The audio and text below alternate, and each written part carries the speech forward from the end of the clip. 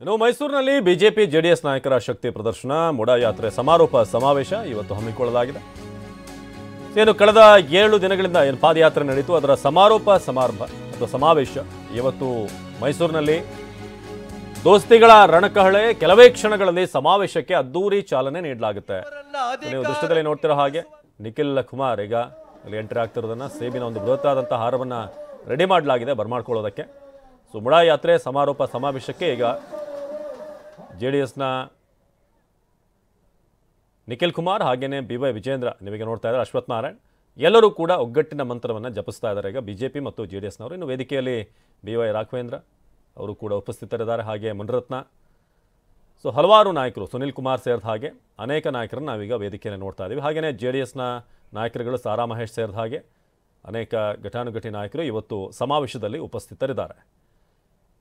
So ದೃಶ್ಯದಲ್ಲಿ ನೋಡ್ತಿರೋ ಹಾಗೆ CT Ravi ಹಾಗೆಯೇ ರಾಜುಗೌಡ ಇವರೆಲ್ಲರೂ ಕೂಡ ಇವತ್ತಿನ ಒಂದು ಕಾರ್ಯಕ್ರಮದಲ್ಲಿ DV ಸದಾನಂದ ಗೌಡರು, ಸೊ ರಾಜೀವ್, ಹೀಗೆ ಸೊ ಮುಡಾ ಯಾತ್ರೆಯ ಸಮಾರೋಪ ಸಮಾವೇಶ ಈಗ ಆಯೋಜನೆ ಮಾಡಲಾಗಿದೆ.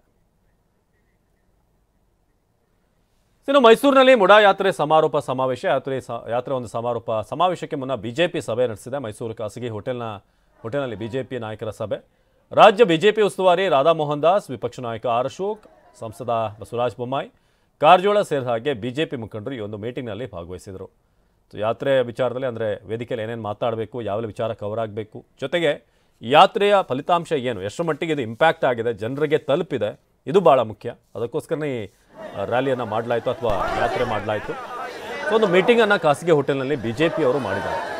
ಸೊ ಈಗ ನಿಖಿಲ್ ಕುಮಾರ್ ಹಾಗೇನೆ BY ವಿಜೇಂದ್ರ ಅವರ ಎಂಟ್ರಿ, ಇಬ್ಬರು ಮಾಜಿ CMಗಳ ಮಕ್ಕಳು ಈಗ ಎಂಟ್ರಿ ಆಗ್ತಿರೋದನ್ನು ನೋಡ್ತಾ ಇದ್ದೀರಾ.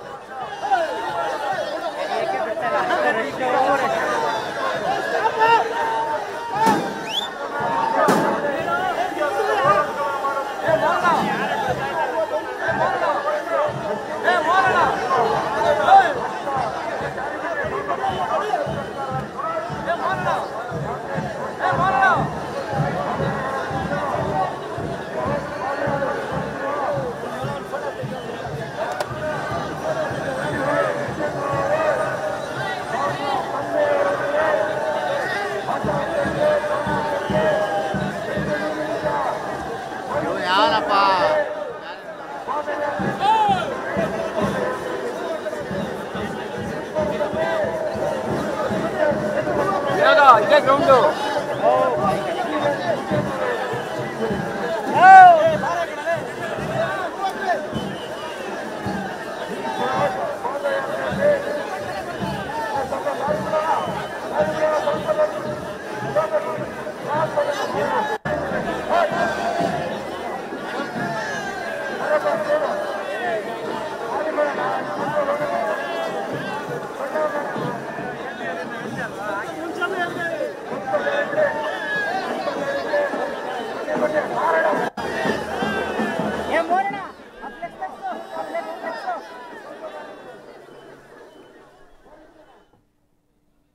ಏನು ಬೆಂಗಳೂರಿನಿಂದ ಮೈಸೂರಿಗೆ ತಲುಪುವಂಥ ಸಂದರ್ಭದಲ್ಲಿ ಹತ್ತತ್ರ 5 ಕಿಲೋಮೀಟರ್ದಲ್ಲಿ ನಮ್ಮನ್ನು ನಿಲ್ಲಿಸಿದ್ರು ಪೊಲೀಸರು.